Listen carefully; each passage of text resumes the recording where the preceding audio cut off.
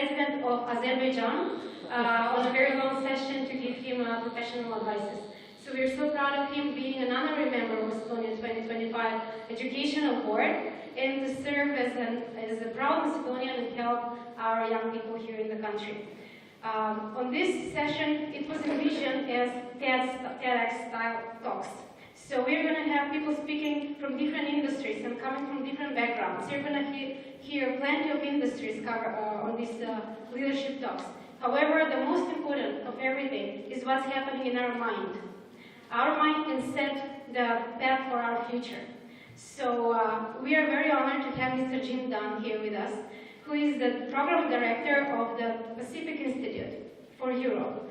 And he was here in Skopje this year, and I followed his session, and I was enlightened by the knowledge that he shares with the audience.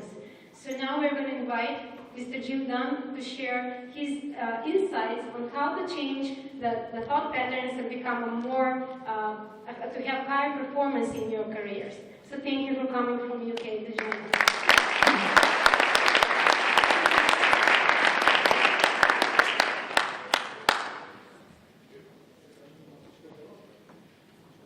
Well, good afternoon. My name is Jim Dunn, and I'm very pleased to be at this conference today, and really it's a privilege to have the opportunity of talking to you. I represent the Pacific Institute. We're a global consultancy based in Seattle, in Washington, and we have offices around the world. I'm connected with the UK operation based in London. We're also very pleased to be here in Macedonia now with our partners, Borsi Elioski and Igor Neveski. Borsi is a member of Macedonia 2025, and they're licensed and able to deliver some of the programs that can transform your thinking. We are behaviour and culture change specialists. We work with private and public sectors, with businesses, with government departments, with education establishments, with voluntary institutions, and so on. But I'm not here to actually promote our company, but to talk about, the title is The Thought Patterns of High Performance People. That's my theme. Research shows that 18% of the population think in ways that cause them to succeed, and the other 82% think in ways that cause them to fail. My question to you all is this: which group do you belong to? Are you part of the 18% or are you part of the 82%? Our job is to get the 82% thinking like the 18%.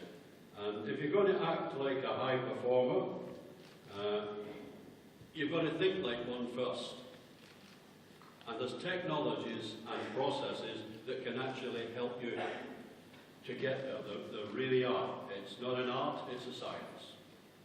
But the thought patterns of high performance people. I'll get straight to the point and say to you that there would appear to be 4, possibly 5, patterns of thought that are common to most high performance people. Now, what I'm saying to you now is psychologically sound, it's well researched. You won't find a psychologist anywhere in the world worth his salt that will disagree fundamentally with what I'm about to share with you. Here is the first one: self-efficacy. Efficacy is the power to make things happen. Self-efficacy is my belief about my ability to cause something to happen. It is your causative power. Professor Albert Bandura out of Stanford University in the US, with whom we work, has led most of the research in this area in recent years, and his research shows that high performers, without exception, all have got high levels of self-efficacy. And in a major piece of work, which is well worth reading about, called Self-Efficacy, the Exercise of Control, Bandura found this. He said, most of the goals that we set, privately and organizationally, are not based on our ability to achieve them, but on the beliefs that we hold about ourselves. Amazing. People with high self-efficacy attempt big things. People with low self-efficacy avoid the challenge. I wonder if you've found that. The greater the level of self-efficacy you have, the bigger the goal you set. You can set big goals, but if you have got low self-efficacy, you're wasting your time, because your mouth will be saying one thing, but your mind will be saying something else. You can't short-circuit this. Bandura says we dream too close to the end of our noses. And by that he actually means if you don't believe you can make it happen, whatever it is, then you won't even let yourself think about it. Now the good news is that self-efficacy can be developed. You're not stuck with the level that you're at right now. Research shows that self-efficacy derives from at least 4 major sources, and the previous speaker was actually hinting at that. You ought to listen to that again. When he talked about exposure in foreign countries and the like. It's what we call vicarious experiences, social persuasion, relaxation, and renewal. The self-efficacy derives from these major sources. You can access them in order to enhance and increase your causative power. Self-efficacy. A second thought pattern that high-performance people possess relates to the kind of self-image that they have. A self-image is not the kind of thing you see when you look in a mirror or when you take a selfie using your mobile phone. A self-image is the kind of belief you have about yourself.